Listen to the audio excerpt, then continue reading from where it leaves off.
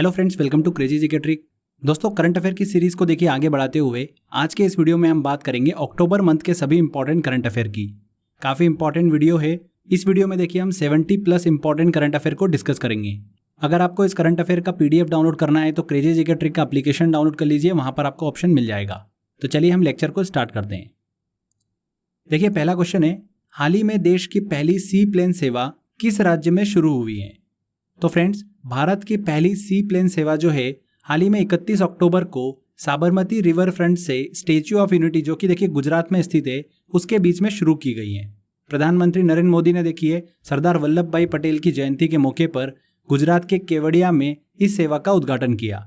ये सी प्लेन जो है 250 किलोमीटर की दूरी जो है वो तय करेगा। तो देश की पहली सी प्लेन सेवा किस राज्य में शुरू हुई है? गुजरात में। सेकेंड क्वेश्चन है, हाल ही में किस राज्य में कटी बिहू उत्सव मनाया गया? देखिए, बिहू जो त्योहार है ये असम का एक प्रमुख त्योहार है। तो कहाँ पर मनाया गया? देखिए, असम में। असम में एक साल के अंदर 3 बिहू को मनाया जाता है। जनवरी के मध्य में माघ बिहू, जिसे भोगाली बिहू भी कहते हैं। अप्रैल के मध्य में देखिए रोंगाली बिहू, और अक्टूबर के मध्य में मनाया जाता है कटी बिहू। इस कटी बिहू को देखिए कोंगाली बिहू के नाम से भी जाना जाता है। असम में मनाए जाने वाले ये तीनों बिहू उत्सव कृषि त्योहार हैं। ओके, तो हाल ही में देखिए कटी बिहू उत्सव कहाँ पर मनाया गया? असम में मनाया गया। India international film festival Boston 2020 के तीसरे संस्करण में इनमें से किसे लाइफ टाइम अचीवमेंट अवार्ड से सम्मानित किया गया? तो अमेरिका के बोस्टन में होने वाले इंडिया इंटरनेशनल फिल्म फेस्टिवल 2020 के पुरस्कारों की घोषणा की गई, जिसमें लाइफ टाइम अचीवमेंट श्रेणी में ओम पुरी को देखिए सम्मानित किया गया। तो यहाँ पर ए आंसर सही होगा, ओम पुरी। हाल ही में नितिन गडकरी ने भारत के पहले मल्टी मॉडल लॉजिस्टिक पार्क की आधारशिला किस राज्य में रखी? तो फ्रेंड्स, कहाँ पर? देखिए, असम में हाल ही में रखी गई है। मल्टी मॉडल लॉजिस्टिक पार्क जो है भारत सरकार की एक प्रमुख पहल है, जिसके अंतर्गत केंद्रीय सड़क एवं परिवहन मंत्रालय द्वारा देश में 35 मल्टी मॉडल लॉजिस्टिक पार्क विकसित करने की योजना है। देश में लॉजिस्टिक क्षेत्र में सुधार करने के उद्देश्य से इन मल्टी मॉडल लॉजिस्टिक पार्क की स्थापना जो है वो की जा रही है। तो फ्रेंड्स, ध्यान रखिएगा, देश के पहले मल्टी मॉडल लॉजिस्टिक पार्क की आधारशिला कहाँ पर रखी गई? असम में। नेक्स्ट क्वेश्चन देखिए, विश्व सांख्यिकी दिवस मनाया जाता है। विश्व सांख्यिकी दिवस जो है हर साल 20 अक्टूबर को मनाया जाता है, और 2020 में देखिए विश्व में तीसरा विश्व सांख्यिकी दिवस वर्ल्ड स्टैटिस्टिक्स डे जो है वो मनाया गया है। इस बार का विषय क्या था? इस बार की थीम ध्यान रखिएगा, connecting the world with data we can trust. इस बार की थीम थी। इसमें एक चीज ध्यान रखिएगा, विश्व सांख्यिकी दिवस जो है हर 5 सालों में मनाया जाता है। सबसे पहली बार देखिए 2010 में मनाया गया था, और 2020 में तीसरा विश्व सांख्यिकी दिवस जो है वो मनाया गया है। नेक्स्ट क्वेश्चन, 2020 विश्व सांख्यिकी दिवस की थीम थी। तो इस बार की थीम क्या थी friends? Connecting the world with data we can trust. Okay, next question लेते हैं। इनमें से किसे IBA मतलब इंडियन बैंक एसोसिएशन का नया चेयरमैन बनाया गया है? तो हाल ही में 16 अक्टूबर को यूनियन बैंक ऑफ इंडिया के CEO जो है, प्रबंधक निदेशक जो है राजकिरण राय, इन्हें देखिए वर्ष 2020-21 के लिए इंडियन बैंक एसोसिएशन का नया अध्यक्ष जो है वो बनाया गया है। तो यहाँ पर सी आंसर सही होगा, राजकिरण रॉय। फ्रेंड्स, ध्यान रखिएगा, IBA जो है इसकी स्थापना भारतीय बैंकिंग के क्षेत्र में विकास एवं बैंकिंग सिस्टम को मजबूत बनाने के उद्देश्य से 1946 में की गई थी, और इसका मुख्यालय कहाँ पर स्थित है? मुंबई में स्थित है। ठीक है। रेड लाइट ऑन गाड़ी ऑफ अभियान किस राज्य या केंद्र शासित प्रदेश में शुरू किया गया? तो फ्रेंड्स, दिल्ली के मुख्यमंत्री अरविंद केजरीवाल ने देखिए प्रदूषण रोधी अभियान जो है हाल ही में शुरू किया, जिसका नाम है रेड लाइट ऑन गाड़ी ऑफ। इसके तहत देखिए मोटर चालकों को ट्रैफिक सिग्नलों पर हरे रंग के संकेत के लिए इंतजार करने के दौरान वाहनों को बंद करने के लिए प्रोत्साहित किया जा रहा है। इस अभियान के माध्यम से प्रदूषण को कम करने और अतिरिक्त ईंधन में खर्च होने वाले पैसों की बचत हो पाएगी। तो ध्यान रखिएगा, रेड लाइट ऑन गाड़ी ऑफ अभियान देखिए किस राज्य या केंद्र शासित प्रदेश द्वारा शुरू किया गया? दिल्ली द्वारा। C answer. चर्चा में रही स्टार्स परियोजना संबंधित है।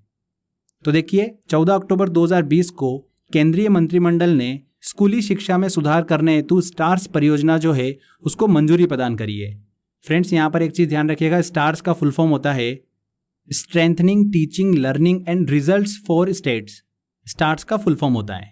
ओके, इस पूरी परियोजना की कुल लागत जो है वो कितनी है? 5,718 करोड़ रुपए है, जिसे विश्व बैंक से वित्तीय सहायता जो है वो प्राप्त है। स्टार्स परियोजना को सबसे पहले देखिए 6 राज्यों में शुरू किया जाएगा। हिमाचल प्रदेश, राजस्थान, महाराष्ट्र, मध्य प्रदेश, केरल और ओडिशा में। तो स्टार्स परियोजना किससे संबंधित है? शिक्षा में सुधार से संबंधित है। यहाँ पर सी आंसर बिल्कुल सही होगा। पुस्तक mister prime minister we shrank the dragon के लेखक हैं। देखिए फ्रेंड्स, ये पुस्तक जो है एक फिक्शनल है, जिसमें प्रदीप गुहा ने भारत की उत्तरी सीमा और पाकिस्तान के कब्जे वाले कश्मीर पीओके जो है उसके अवैध कब्जे के मुद्दे को उठाया है। किसने इस पुस्तक को लिखा है? देखिए, प्रदीप गुहा ने। A answer. चर्चा में रहा नाग है। नाग देखिए एंटी टैंक गाइडेड मिसाइल है। हाल ही में राजस्थान के पोखरण फील्ड फायरिंग रेंज से देखिए इसका सफल परीक्षण किया गया। इस एंटी टैंक गाइडेड मिसाइल को किसने देखिए विकसित किया है? डीआरडीओ ने, रक्षा अनुसंधान एवं विकास संगठन ने। और इसकी मारक क्षमता कितनी है? 20 किलोमीटर है। तो क्या है? एंटी टैंक गाइडेड मिसाइल है। मुख्यमंत्री सौर स्वरोजगार योजना किस राज्य सरकार ने शुरू की है? तो हाल ही में उत्तराखंड के सीएम त्रिवेंद्र सिंह रावत ने मुख्यमंत्री सौर स्वरोजगार योजना की शुरुआत करी है। इस योजना का उद्देश्य क्या है? राज्य के लगभग 10,000 युवाओं के लिए स्वरोजगार उपलब्ध कराना, जिसके लिए सरकार जो है 25 किलोवाट के सौर संयंत्र जो है वो आवंटित करेगी।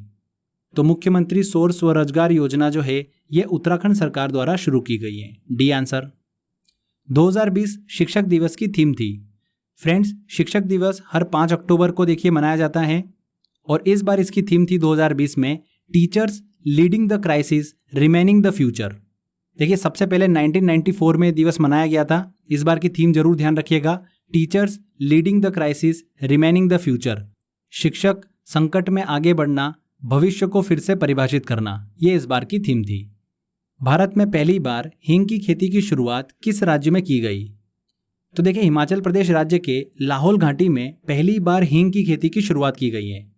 भारत में कच्ची हींग जो है ये अफगानिस्तान, ईरान और उज्बेकिस्तान से आयात की जाती है।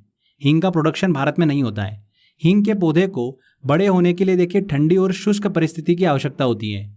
इसीलिए ठंडे प्रदेशों में से एक हिमाचल प्रदेश में भारत में पहली बार हींग की खेती की शुरुआत हुई है। देखिए इससे क्या फायदा होगा? भारत में हींग की खेती से आयात पर निर्भरता कम होगी, इंपोर्ट कम करना पड़ेगा, वहीं किसानों की आय में भी वृद्धि होगी। तो ध्यान रखिएगा हिमाचल प्रदेश। हाल ही में अकीतम अच्युतम नंबूथिरी का निधन हो गया, उन्हें कौनसवा ज्ञानपीठ पुरस्कार प्रदान किया गया था? तो फ्रेंड्स देखिए 15 अक्टूबर 2020 को अकीतम अच्युतम नंबूथिरी का हाल ही में निधन हो गया। एक मलयालम कवि थे और इन्हें देखिए 55वें ज्ञानपीठ पुरस्कार 2019 से सम्मानित किया जा चुका है। वेरी वेरी इंपॉर्टेंट क्वेश्चन है ये। देखिए इन्हें इनकी कृति बलि दर्शनम के लिए वर्ष 1973 में मलयालम भाषा के साहित्य अकादमी पुरस्कार से सम्मानित किया गया था। तो देखिए 55वां ज्ञानपीठ पुरस्कार 2019 जो है उन्हें दिया गया था। ए आंसर यहाँ पर सही होगा। हाल ही में प्रकाशित पुस्तक on the trail of Buddha a journey to the east के लेखक हैं। देखिए इस पुस्तक को किसने लिखा है? दीपांकर एरॉन ने इस पुस्तक को लिखा है। हाल ही में बंगाल के राज्यपाल जगदीप धनखड़ के द्वारा देखिए इस पुस्तक का विमोचन किया गया। दीपांकर एरॉन ने इस पुस्तक में प्राचीन भारतीय संस्कृति व सभ्यता को खोजने का प्रयास किया है। किसने लिखा है? देखिए on the trail of Buddha, Dipankar Aaron ने। किन देशों के बीच नौसैनिक अभ्यास स्लिनेक्स के 8वें संस्करण का आयोजन किया गया? तो किन देखिए देशों के बीच में? भारत और श्रीलंका के बीच स्लिनेक्स के 8वें संस्करण का आयोजन त्रिंकोमाली श्रीलंका के तट पर किया गया। बात करते हैं कि देखिए इस द्विपक्षीय समुद्री अभ्यास की शुरुआत जो है वो कब से हुई थी? तो कब से हुई थी? 2005 से देखिए इसकी शुरुआत हुई थी। हाल ही में इसके 8वें संस्करण का आयोजन किया गया श्रीलंका तट पर। भारत और श्रीलंका। A answer. इनमें से किस राज्य सरकार ने जगन्नाथ विद्या कनुका योजना शुरू की है? तो देखिए आंध्र प्रदेश सरकार ने इस योजना को शुरू किया है। सरकारी स्कूलों में पढ़ने वाले छात्रों के लिए योजना शुरू की गई है।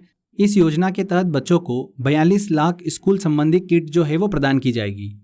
किस राज्य सरकार द्वारा शुरू की गई जगन्नाथ विद्या कनुका योजना? आंध्र प्रदेश सरकार द्वारा। C answer. ECI election commission of India ने लोकसभा और विधानसभा चुनावी खर्च की सीमा में कितने प्रतिशत की बढ़ोतरी की है? तो फ्रेंड्स देखिए हाल ही में 10% की इसमें बढ़ोतरी की गई है। इलेक्शन कमीशन ऑफ इंडिया ने खर्च की सीमा से जुड़े मुद्दों की जांच के लिए हरीश कुमार और उमेश सिन्हा के अंतर्गत एक देखिए समिति का गठन किया था, जिसमें वर्तमान खर्चों की सीमा में 10% की बढ़ोतरी की गई है। पहले देखिए लोकसभा चुनावी खर्च सीमा जो थी वो कितनी थी? 70 लाख रुपए थी, जो कि बढ़कर अब कितनी हो गई है? 77 लाख हो गई है। वैसे ही विधानसभा में देखिए चुनावी खर्च सीमा जो है वो 28 लाख से बढ़कर 30,80,000 हो गई है। तो फ्रेंड्स हाल ही में 10% की इसके अंदर बढ़ोतरी की गई है। A answer. नेक्स्ट क्वेश्चन देखिए, प्रधानमंत्री नरेंद्र मोदी ने किस राज्य में किसान सर्वोदय योजना का शुभारंभ किया है? तो हाल ही में प्रधानमंत्री ने गुजरात में देखिए 3 परियोजनाओं का शुभारंभ किया है। थोड़ा सा डिटेल में हम समझते हैं। पहला देखिए किसान सर्वोदय योजना। इस योजना के अंतर्गत देखिए दिन के समय सिंचाई और कृषि के लिए बिजली जो है वो उपलब्ध कराई जाएगी। कहाँ पर देखिए इस योजना का शुभारंभ किया है? गुजरात में। इसी के साथ साथ देखिए गिरनार रोपवे का भी देखिए प्रधानमंत्री नरेंद्र मोदी ने शुभारंभ किया है, जो कि गुजरात के जूनागढ़ शहर के निकट गिरनार पर्वत पर स्थित है। इसकी लंबाई 2.3 किलोमीटर है, जिसे एशिया का सबसे लॉन्गेस्ट रोपवे माना जा रहा है। और तीसरा, अहमदाबाद में UN मेहता अस्पताल का शुभारंभ किया। तो ध्यान रखिएगा, यहाँ पर देखिए क्वेश्चन, किस राज्य में किसान सर्वोदय योजना का शुभारंभ किया गया? गुजरात में। किसान सर्वोदय योजना का संबंध है, किसे देखिए संबंध है? बिजली आपूर्ति से इसका संबंध है। C answer. दिन के समय सिंचाई और कृषि के लिए बिजली उपलब्ध कराना। नेक्स्ट क्वेश्चन है, प्रधानमंत्री नरेंद्र मोदी ने एशिया के सबसे लंबे गिरनार रोपवे का उद्घाटन किस राज्य में किया है? तो किस राज्य में कराया? देखिए गुजरात में। 1983 में देखिए ये प्रपोज किया गया था, और जिसका काम कब स्टार्ट हुआ था? 2018 में स्टार्ट हुआ। हाल ही में बनकर कंप्लीट हुआ, जिसका उद्घाटन प्रधानमंत्री द्वारा किया गया। इसकी लंबाई ध्यान रखिएगा कितनी है? 2.3 किलोमीटर है। गुजरात में स्थित है। विश्व खाद्य दिवस मनाया जाता है। तो देखिए हर साल 16 अक्टूबर को विश्व भर में भुखमरी को समाप्त करने हेतु जागरूकता फैलाने के उद्देश्य से विश्व खाद्य दिवस मनाया जाता है। 2020 में देखिए इसकी थीम क्या थी? ध्यान रखिएगा, विकास, पोषण, निरंतरता, एक साथ। ये इस बार की थीम थी। ओके। 2020 में देखिए इस दिवस के अवसर पर प्रधानमंत्री नरेंद्र मोदी द्वारा खाद्य और कृषि संगठन की 75वीं वर्षगांठ के उपलक्ष्य में 75 रुपए का एक स्मारक सिक्का भी जारी किया है। यहाँ पर हमने देखिए खाद्य और कृषि संगठन की बात करी है, तो इसकी स्थापना देखिए 16 अक्टूबर 1945 में हुई थी। इसीलिए देखिए 16 अक्टूबर को विश्व खाद्य दिवस जो है वो मनाया जाता है। नेक्स्ट क्वेश्चन देखिए, विश्व खाद्य दिवस 2020 की थीम थी। तो इस बार की थीम क्या थी? विकास, पोषण, निरंतरता, एक साथ। A answer. इनमें से किन 2 देशों ने बंगाल की खाड़ी में द्विपक्षीय नौसैनिक अभ्यास बोंगो सागर के दूसरे संस्करण का आयोजन किया है? तो किन 2 देशों के बीच में देखिए आयोजन किया गया? भारत और बांग्लादेश के बीच में। भारत और बांग्लादेश के बीच में देखिए बोंगो सागर के दूसरे संस्करण का आयोजन जो है वो किया गया है। इसी के साथ साथ बंगाल की उत्तरी खाड़ी में भारतीय नौसेना और बांग्लादेशी नौसेना की संयुक्त गश्ती का भी आयोजन किया गया। यहाँ पर सी आंसर। शोभा नायडू का हाल ही में निधन हो गया, वह थी। देखिए प्रसिद्ध कुचिपुड़ी नृत्यांगना शोभा नायडू का हाल ही में निधन हो गया। उन्हें देखिए 2001 में पद्मश्री से भी सम्मानित किया गया था। कुचिपुड़ी की बात करते हैं हम, तो देखिए एक शास्त्रीय नृत्य है जो कि आंध्र प्रदेश से बिलोंग करता है। आंध्र प्रदेश का देखिए एक प्रमुख नृत्य है कुचिपुड़ी। ध्यान रखिएगा, इसको याद करने की मैंने आपको ट्रिक भी बता रखी थी। पूड़ी आदि, पूड़ी आदि, पूड़ी आदि, ये आपको 2-3 बार बोल लेना है, जिससे आपको दिमाग में फिट हो जाएगा कि पूड़ी आदि, आदि से बन जाएगा आंध्र प्रदेश। ओके फ्रेंड्स, तो शोभा नायडू देखिए इनका निधन हो गया। वो क्या थी? नृत्यांगना थी। C answer. विश्व डाक दिवस मनाया जाता है। फ्रेंड्स, विश्व डाक दिवस जो है हर साल 9 अक्टूबर को मनाया जाता है। किस उद्देश्य से? ग्राहकों को डाक विभाग के बारे में जानकारी देना और उन्हें जागरूक करने के उद्देश्य से 9 अक्टूबर को विश्व डाक दिवस मनाया जाता है। देखिए हमने बात करी यहाँ पर कि डाक विभाग के बारे में जानकारी देना। तो भारत में पहली बार देखिए डाक विभाग की स्थापना जो है वो कब हुई थी? 1854 में हुई थी। ठीक है, उस समय देखिए भारत का गवर्नर जनरल जो था वो कौन था? लॉर्ड डलहौजी था। ये चीज़ ध्यान रखिएगा। अगर हम बात करें कि भारतीय डाक मुख्यालय कहाँ पर स्थित है, तो नई दिल्ली में स्थित है। नेक्स्ट क्वेश्चन लेते हैं। वैश्विक भूखमरी सूचकांक ग्लोबल हंगर इंडेक्स 2020 में भारत किस स्थान पर है? तो फ्रेंड्स हाल ही में देखिए रिपोर्ट जारी हुई है, जिसमें भारत जो है वो सूडान के साथ में देखिए 94वें स्थान पर है। 94वें स्थान पर है देखिए भारत। इस सूचकांक में भारत को गंभीर स्थिति में रखा गया है। भारत के जितने भी पड़ोसी देश हैं, नेपाल, बांग्लादेश, पाकिस्तान, वो सभी देखिए इस सूचकांक में भारत से बेहतर स्थिति में है। 2019 में ग्लोबल हंगर इंडेक्स में भारत देखिए किस रैंक पर था? 102वें स्थान पर था। और 2020 में भारत की रैंकिंग है 94। ध्यान रखिएगा फ्रेंड्स, यहाँ पर डी आंसर। हाल ही में केंद्रीय मंत्री गडकरी ने जोजिला सुरंग के निर्माण कार्य का शुभारंभ किया। यह सुरंग किस नेशनल हाईवे पर बनाई जा रही है? वेरी वेरी इंपॉर्टेंट है। केंद्रीय सड़क परिवहन मंत्री नितिन गडकरी ने वीडियो कॉन्फ्रेंसिंग के माध्यम से देखिए जम्मू कश्मीर में जोजिला सुरंग के निर्माण हेतु पहले विस्फोटन की शुरुआत की है। ये सुरंग जो है NH1 पर बनाई जा रही है। कौन सा नेशनल हाईवे पर? नेशनल हाईवे 1 पर। इस सुरंग की जो लंबाई है वो कितनी है? 14.15 किलोमीटर है और ये 3000 मीटर की ऊंचाई पर बनाई जा रही है, जो कि एशिया की सबसे लंबी सुरंग होगी। जम्मू कश्मीर को लद्दाख केंद्र शासित प्रदेश से देखिए जोड़ने का काम करेगी। फ्रेंड्स ध्यान रखिएगा, इस सुरंग के बनने के कारण यात्रा का समय 3 घंटे से घटकर 15 मिनट का रह जाएगा। तो देखिए उस नज़रिए से बहुत ही इंपॉर्टेंट है और एशिया की सबसे लंबी सुरंग होने वाली है ये जोजिला सुरंग। किस नेशनल हाईवे पर बनाई जा रही है? नेशनल हाईवे 1 पर। पुस्तक portraits of power, half a century of being at ring side के लेखक हैं। देखिए पुस्तक जो है किसने लिखी है? NK सिंह ने लिखी है। उन्हीं की जीवनी है ये, मतलब उन्हीं की बायोग्राफी है। NK सिंह वर्तमान में भारत सरकार के देखिए वित्त आयोग के अध्यक्ष के रूप में कार्यरत हैं। ध्यान रखिएगा, वेरी वेरी इंपॉर्टेंट है ये। Portraits of power, half a century of being at ring side के लेखक कौन है? NK सिंह। हाल ही में भारतीय वायुसेना ने अपना 88वां स्थापना दिवस मनाया। कब मनाया? देखिए 8 अक्टूबर को। 8 अक्टूबर 1932 को भारतीय वायुसेना की स्थापना हुई थी, मतलब भारतीय वायुसेना का गठन हुआ था। इस गठन के उपलक्ष्य में ही देखिए हर साल 8 अक्टूबर को भारतीय वायुसेना का स्थापना दिवस जो है वो मनाया जाता है। तो यहाँ पर ए आंसर। इनमें से किस खिलाड़ी ने डेनमार्क ओपन बैडमिंटन प्रतियोगिता 2020 के महिला एकल का खिताब जीता है? किसने जीता है? देखिए नोजोमी ओकुहारा ने। 3 बार की विश्व चैंपियन कैरोलिना मारिन को देखिए हराकर नोजोमी ओकुहारा ने डेनमार्क ओपन बैडमिंटन प्रतियोगिता 2020 के महिला एकल का खिताब जीता है। B answer. Denmark open badminton प्रतियोगिता के पुरुष एकल का खिताब किसने जीता है?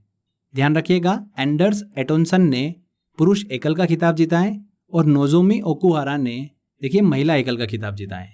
ठीक है। जल शक्ति मंत्रालय के अनुसार इनमें से कौन सा राज्य देश का पहला हर घर जल राज्य बना है? तो देखिए जल शक्ति मंत्रालय के अनुसार हाल ही में गोवा राज्य ने प्रत्येक ग्रामीण के घर में नल कनेक्शन उपलब्ध करवाया है, जिससे वो देश का पहला हर घर जल राज्य जो है वो बना है। कौन? गोवा। अंतर्राष्ट्रीय बालिका दिवस 2020 की थीम थी। अंतर्राष्ट्रीय बालिका दिवस जो है हर साल देखिए 11 अक्टूबर को मनाया जाता है और 2011 से देखिए दिवस मनाया जा रहा है। इस बार देखिए इसकी थीम क्या थी? मेरी आवाज़ हमारा समान भविष्य, my voice our equal future. हाल ही में जारी भारतीय पर्यटन सांख्यिकी रिपोर्ट 2020 के अनुसार 2019 में कौन सा राज्य सबसे ज़्यादा घरेलू पर्यटकों को आकर्षित करने वाला राज्य है? तो फ्रेंड्स कौन सा राज्य है? उत्तर प्रदेश। इस रिपोर्ट के अनुसार 2019 में उत्तर प्रदेश में कुल 50 करोड़ घरेलू पर्यटकों का आगमन हुआ था। तो लिस्ट में देखिए पहले नंबर पर उत्तर प्रदेश है। C answer. इनमें से किस देश को अंतर्राष्ट्रीय सौर गठबंधन का अध्यक्ष चुना गया है? तो देखिए हाल ही में भारत को अध्यक्ष और फ्रांस को सह अध्यक्ष जो है वो चुना गया है। अंतर्राष्ट्रीय सौर गठबंधन की स्थापना कब हुई थी? 2015 में हुई थी। यहाँ पर ए आंसर, भारत को देखिए अध्यक्ष चुना गया। हाल ही में दिनेश कुमार खारा को किस बैंक का चेयरमैन नियुक्त किया गया? वेरी वेरी इंपॉर्टेंट है। SBI का देखिए चेयरमैन जो है वो नियुक्त किया है दिनेश कुमार खारा को। उन्होंने रजनीश कुमार का स्थान लिया है। नेक्स्ट 3 सालों के लिए देखिए चेयरमैन नियुक्त किया गया है दिनेश कुमार खारा को। मारियो मोलिना का निधन हो गया। उन्हें किस वर्ष रसायन के क्षेत्र में नोबेल पुरस्कार दिया गया था? 1995 में इन्हें नोबेल पुरस्कार दिया गया था रसायन के क्षेत्र में। किस वजह से दिया गया था वो बहुत ही इंपॉर्टेंट था। क्लोरोफ्लोरोकार्बन गैस द्वारा ओजोन परत ह्रास की खोज के लिए और इसके लिए एक मॉडल विकसित करने के लिए उन्हें रसायन के क्षेत्र में नोबेल पुरस्कार दिया था। हाल ही में देखिए इनका निधन हो गया। 1995 में इन्हें नोबेल पुरस्कार दिया गया था। B answer. 8 अक्टूबर को रामविलास पासवान का निधन हो गया, वह थे? देखिए फ्रेंड्स इंपॉर्टेंट क्वेश्चन है, आने वाली एग्जाम में यहाँ से क्वेश्चन बन सकता है। रामविलास पासवान भारतीय राजनीति के एक प्रमुख नेताओं में से एक थे। हाल ही में इनका निधन हो गया। वर्तमान में एक केंद्रीय मंत्री थे उपभोक्ता कार्य, खाद्य एवं सार्वजनिक वितरण मंत्रालय के, ministry of consumer affairs, food and public distribution के। इन्होंने ही देखिए लोक जनशक्ति पार्टी की स्थापना करी थी। LJP पार्टी जो है उसकी स्थापना किसने करी थी? रामविलास पासवान ने करी थी। 9 बार देखिए लोकसभा सांसद रहे हैं और 2 बार राज्यसभा सांसद भी रहे हैं रामविलास पासवान। तो फ्रेंड्स ध्यान रखिएगा, इंपॉर्टेंट है। कौन थे? प्रमुख राजनेता थे। D answer. ये जरूर ध्यान रखिएगा कि वर्तमान में कौन से मंत्री थे। नेक्स्ट क्वेश्चन देखिए उसी से रिलेटेड है। रामविलास पासवान का हाल ही में निधन हो गया, वह वर्तमान सरकार में कौन से मंत्री थे? तो कौन से मंत्री थे? देखिए, उपभोक्ता कार्य, खाद्य एवं सार्वजनिक वितरण मंत्री। तो यहाँ पर ए आंसर। हाल ही में प्रकाशित पुस्तक discovering the heritage of Assam के लेखक हैं। देखिए, इस पुस्तक को किसने लिखा है? पद्मपाणि बोरा ने इस पुस्तक को लिखा है। इस पुस्तक में पूर्वोत्तर क्षेत्र के सबसे बड़े राज्य असम की विभिन्न जाति जनजाति की विरासत और परंपराओं को उन्होंने प्रस्तुत किया है। तो discovering the heritage of Assam के लेखक हैं पद्मपाणि बोरा। भानु अथैया का निधन हो गया, उन्हें किस वर्ष ऑस्कर पुरस्कार दिया गया था? वेरी वेरी इंपॉर्टेंट क्वेश्चन है। हाल ही में 15 अक्टूबर को देखिए इनका निधन हो गया। भारत की पहली ऑस्कर विजेता जो थी वो कौन थी? भानु अथैया ही थी। 1983 में देखिए इन्हें ऑस्कर पुरस्कार दिया गया था। 1982 में आई फिल्म गांधी में कॉस्ट्यूम डिजाइन करने के लिए 1983 में ऑस्कर पुरस्कार जो है वो दिया गया था और भारत की पहली ऑस्कर विजेता हैं भानु अथैया। 1983 में देखिए इन्हें दिया गया था। बी आंसर यहाँ पर सही होगा। इंपॉर्टेंट क्वेश्चन है। नेक्स्ट क्वेश्चन देखिए, साद अल हरीरी इनमें से किस देश के प्रधानमंत्री बने हैं? तो हाल ही में देखिए लेबनान के प्रधानमंत्री बने हैं साद अल हरीरी। इनसे पहले देखिए हसन दियाब जो थे वो लेबनान के पीएम थे। 4 अगस्त 2020 को बेरूत में हुए विस्फोट के बाद उन्होंने अपने पद से इस्तीफा दे दिया था, तभी से पद जो था वो खाली था। हाल ही में साद अल हरीरी ने देखिए लेबनान के प्रधानमंत्री के रूप में पद जो है वो ग्रहण किया है। लेबनान देखिए पश्चिमी एशिया में भूमध्य सागर के पूर्वी तट पर स्थित एक देश है। ठीक है, इसकी राजधानी क्या है? बेरूत है। इनमें से किसे देश का नया मुख्य सूचना आयुक्त, चीफ इंफॉर्मेशन कमिश्नर नियुक्त किया है? किसे नियुक्त किया गया है? देखिए, यशवर्धन कुमार सिन्हा को देश का नया मुख्य सूचना आयुक्त जो है वो बनाया गया है। इनसे पहले देखिए मुख्य सूचना आयुक्त कौन थे? बिमल जुल्का। 26 अगस्त 2020 को देखिए वो सेवानिवृत्त हुए थे, तभी से देखिए ये पद खाली था। हाल ही में 31 अक्टूबर को देश का नया मुख्य सूचना आयुक्त जो है वो यशवर्धन कुमार सिन्हा को बनाया गया है। यहाँ पर ए आंसर बिल्कुल सही होगा। भारत में जो केंद्रीय सूचना आयोग है उसका देखिए प्रमुख होता है मुख्य सूचना आयुक्त। उसकी स्थापना कब हुई थी? देखिए सीआईसी की 2005 में इसकी स्थापना हुई थी। सूचना के अधिकार अधिनियम के तहत इसकी स्थापना की गई थी।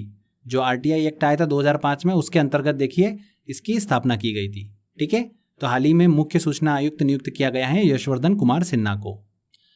भारत और अमेरिका के बीच 2+2 बैठक के तीसरे संस्करण का आयोजन कहाँ किया गया? तो देखिए कहाँ पर किया गया? नई दिल्ली में किया गया। दोनों देशों ने रक्षा सहयोग को मजबूत करने हेतु कई कदम उठाए, साथ ही वैश्विक मुद्दों पर भी चर्चा की। इसकी देखिए शुरुआत कब हुई थी? 2+2 बैठक की 2018 में इसकी शुरुआत हुई थी और ये इसका देखिए तीसरा संस्करण है। ये जरूर ध्यान रखिएगा कि 2+2 बैठक जो है ये भारत और अमेरिका के बीच में की जाती है। तो यहाँ पर बी आंसर सही होगा। नई दिल्ली में देखिए इसके तीसरे संस्करण का आयोजन किया गया। चर्चा में रहा सिटवे पोर्ट किस देश में स्थित है? यह भी इंपॉर्टेंट है। हाल ही में देखिए भारतीय सेना प्रमुख और विदेश सचिव की म्यांमार यात्रा के दौरान म्यांमार स्थित जो सिटवे पोर्ट है उसको 2021 की पहली तिमाही में शुरू करने की घोषणा की गई है।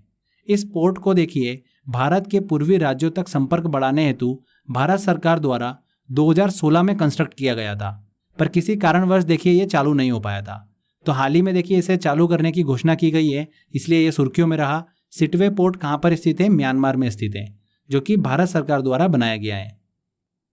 पुणे स्थित film and television institute of India FTII का नया चेयरमैन किसे नियुक्त किया गया है? तो हाल ही में देखिए शेखर कपूर को FTII का चेयरमैन जो है वो नियुक्त किया गया है। ये जो संस्था है ये भारत सरकार के देखिए सूचना एवं प्रसारण मंत्रालय के अंतर्गत आती है। इसकी स्थापना कब हुई थी? 1960 में इसकी स्थापना हुई थी। ओके, शेखर कपूर को देखिए हाल ही में इसका चेयरमैन बनाया गया है। हाल ही में देश की पहली स्वदेशी एंटी रेडिएशन मिसाइल का सफल परीक्षण किया, वह है तो देखिए कौन सी है? रुद्रम। रुद्रम देश की पहली एंटी रेडिएशन मिसाइल है जिसे DRDO ने विकसित करा है। भारतीय एयरफोर्स के लिए देखिए इसे तैयार किया गया है और इस मिसाइल का परीक्षण जो है सुखोई 30 लड़ाकू विमान से किया गया। रुद्रम मिसाइल में खास तरीके का देखिए GPS लगा हुआ है जो कि टारगेट ढूंढने में माहिर होता है। रुद्रम मिसाइल 100 से 250 किलोमीटर रेंज में देखिए किसी भी टारगेट को उड़ा सकती है। तो हाल ही में देश की पहली स्वदेशी एंटी रेडिएशन मिसाइल का सफल परीक्षण किया गया। कौन सी है? वो रुद्रम है। 3 अक्टूबर 2020 को प्रधानमंत्री नरेंद्र मोदी ने अटल टनल का शुभारंभ किस राज्य में किया है? तो देखिए अटल टनल का शुभारंभ जो है वो किस राज्य में किया गया? हिमाचल प्रदेश में किया गया। ये टनल जो है मनाली को लेह से कनेक्ट करती है। इसके बनने से लेह और मनाली के बीच 46 किलोमीटर की दूरी जो है वो कम हो जाएगी। इस टनल की कुल लंबाई कितनी है? 9.02 किलोमीटर है और ये टनल पीर पंजाल रेंज में स्थित है।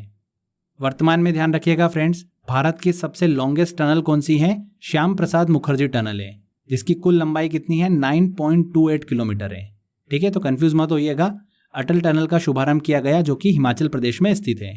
इससे रिलेटेड देखिए एक डेडिकेटेड वीडियो भी बना रखा है, अगर आपको और डिटेल में स्टडी करना है तो आप वो वीडियो देख सकते हैं, डिस्क्रिप्शन बॉक्स में मैंने लिंक दे रखा है। नेक्स्ट क्वेश्चन देखिए, हाल ही में प्रकाशित पुस्तक द खलिस्तान कॉन्स्पिरेसी के लेखक हैं, तो कौन है? देखिए इसके लेखक पूर्व खुफिया अधिकारी जीबीएस सिद्धू ने इस पुस्तक को लिखा है। ये पुस्तक जो है खलिस्तान आंदोलन, ऑपरेशन ब्लू स्टार और उसके बाद के घटनाक्रम पर प्रकाश डालती है। तो किसने लिखा है खलिस्तान कॉन्स्पिरेसी को? जीबीएस सिद्धू ने लिखा है, ए आंसर। नेक्स्ट क्वेश्चन देखिए, जेसिंडा अर्डन किस देश की वर्तमान प्रधानमंत्री हैं? तो जेसिंडा अर्डन को पुनः न्यूजीलैंड की प्रधानमंत्री जो है वो चुना गया है। उन्होंने अपना दूसरा कार्यकाल जो है वो शुरू करा है। देखिए किस पार्टी से बिलोंग करती हैं? लेबर पार्टी से बिलोंग करती हैं। जेसिंडा अर्डन न्यूजीलैंड की वर्तमान प्रधानमंत्री है। हाल ही में शिवराजपुर बीच को ब्लू फ्लैग का दर्जा दिया गया, वह किस राज्य में स्थित है? यह भी इंपॉर्टेंट क्वेश्चन है। देखिए फ्रेंड्स, ब्लू फ्लैग सर्टिफिकेट जो है ये देखिए कौन देता है? डेनमार्क की एक संस्था है जो कि पर्यावरण के लिए काम करती है, उसके द्वारा देखिए ये ब्लू फ्लैग सर्टिफिकेट जो है वो दिया जाता है। मतलब दुनिया के सबसे साफ सुथरे बीचों को देखिए ये फ्लैग जो है वो दिया जाता है। अभी तक देखिए 8 भारतीय तटों को ब्लू फ्लैग सर्टिफिकेट जो है वो दिया जा चुका है। हाल ही में गुजरात के देखिए द्वारका के पास स्थित शिवराजपुर बीच को ब्लू फ्लैग सर्टिफिकेट जो है वो दिया गया है। तो देखिए यहाँ पर ए आंसर बिल्कुल सही होगा, गुजरात में स्थित है शिवराजपुर बीच। नेक्स्ट क्वेश्चन देखिए, 25 अक्टूबर को ली कुन ही का निधन हो गया, वह किस कंपनी के चेयरमैन थे? तो देखिए किस कंपनी के चेयरमैन थे? सैमसंग ग्रुप के चेयरमैन थे ली कुन ही। हाल ही में इनका निधन हो गया, सी आंसर यहां पर ध्यान रखिएगा। फ्रेंच ओपन 2020 टेनिस प्रतियोगिता के पुरुष एकल का खिताब किसने जीता है? तो फ्रेंड्स, फ्रेंच ओपन जो है ये देखिए मई जून में आयोजित होने वाली एक प्रतियोगिता है, बट कोविड-19 के चलते देखिए ये आगे एक्सटेंड हो गई थी। हाल ही में देखिए अक्टूबर महीने में ये पूरी हुई है। तो फ्रेंच ओपन 2020 टेनिस प्रतियोगिता के पुरुष एकल का खिताब किसने जीता है? राफेल नडाल ने जीता है। ये इनका देखिए 13वां फ्रेंच ओपन का खिताब है। अभी तक राफेल नडाल जो हैं वो 20 ग्रैंड स्लैम टेनिस टूर्नामेंट जो है वो जीत चुके हैं। तो किसने जीता है? देखिए पुरुष एकल का खिताब राफेल नडाल ने जीता है। फ्रेंच ओपन 2020 टेनिस प्रतियोगिता के महिला एकल का खिताब किसने जीता है? तो किसने जीता है? देखिए पोलैंड की ईगा स्वेतेक ने देखिए महिला एकल का खिताब जीता है। ये खिताब जीतने वाली वो सबसे कम उम्र की महिला खिलाड़ी बनी है। ध्यान रखिएगा फ्रेंड्स, ईगा स्वेतेक ने फ्रेंच ओपन 2020 के महिला एकल का खिताब जीता है। फ्रेंच ओपन टेनिस टूर्नामेंट किस प्रकार के मैदान पर आयोजित की जाती है? तो फ्रेंड्स, फ्रेंच ओपन जो है ये देखिए क्ले कोर्ट पर खेला जाता है, मिट्टी के कोर्ट पर खेला जाता है।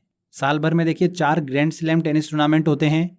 साल के देखिए सबसे पहले शुरुआत में ऑस्ट्रेलिया ओपन होता है जो कि हार्ड कोर्ट पर खेला जाता है। उसके बाद में देखिए फ्रेंच ओपन होता है जो कि क्ले कोर्ट पर खेला जाता है। फिर विंबलडन टेनिस टूर्नामेंट होता है जो कि ग्रास कोर्ट पर खेला जाता है। और साल के अंत में होता है देखिए यूएस ओपन जो कि हार्ड कोर्ट पर खेला जाता है। तो French open tennis tournament clay court पर खेला जाता है, मिट्टी के कोर्ट पर खेला जाता है। ए आंसर यहाँ पर सही होगा। आगे देखिए फ्रेंड्स, नोबेल पुरस्कारों से रिलेटेड क्वेश्चंस भी हम डिस्कस कर लेते हैं। अक्टूबर मंथ में देखिए नोबेल पुरस्कार के विजेताओं की घोषणा की गई थी। नोबेल पुरस्कार से रिलेटेड देखिए मैंने एक वीडियो बना रखा है, अगर आपने नहीं देखा है तो डिस्क्रिप्शन बॉक्स में लिंक दे रखा है, आप वहां पर क्लिक करके देख सकते हैं। बहुत ही अच्छी ट्रिक से देखिए हमने सारे नाम याद कर रखे हैं। तो अगर आपने वो वीडियो देख रखा है तो बड़ी आसानी से देखिए आप सारे आंसर जो है वो टिक कर लेंगे। चलिए क्वेश्चन सॉल्व करते हैं। देखिए क्वेश्चन है, लुईस ग्लुक को इनमें से किस क्षेत्र में उत्कृष्ट कार्य के लिए नोबेल पुरस्कार प्रदान किया गया? तो लुईस ग्लुक को देखिए साहित्य के क्षेत्र में देखिए नोबेल पुरस्कार जो है वो दिया गया है। अमेरिकी कवित्री हैं लुईस ग्लुक, उनको सुरीली काव्यात्मक आवाज के लिए साहित्य नोबेल पुरस्कार 2020 से सम्मानित किया गया है। वर्ष 2020 में किन व्यक्तियों को भौतिक के क्षेत्र में नोबेल पुरस्कार से सम्मानित किया गया? तो भौतिक के क्षेत्र में देखिए 3 व्यक्तियों को नोबेल पुरस्कार से सम्मानित किया गया, रोजर पेनरोज, रेनहर्ड गेंजेल और एंड्रिया गेज को। ब्लैक होल की खोज और हमारी आकाशगंगा के मध्य में सुपरमेसिव ब्लैक होल के होने का पता लगाने के लिए इन 3 व्यक्तियों को देखिए भौतिक के क्षेत्र में नोबेल पुरस्कार जो है वो दिया गया है। तो यहाँ पर उपरोक्त सभी। इनमें से किसे रसायन के क्षेत्र में नोबेल पुरस्कार से सम्मानित किया गया? नोबेल पुरस्कार से सम्मानित किया है एक जेनिफर डाउडना और इमैनुअल चारपेंटियर। तो फ्रेंड्स यहाँ पर देखिए सी आंसर सही होगा, इमैनुअल चारपेंटियर।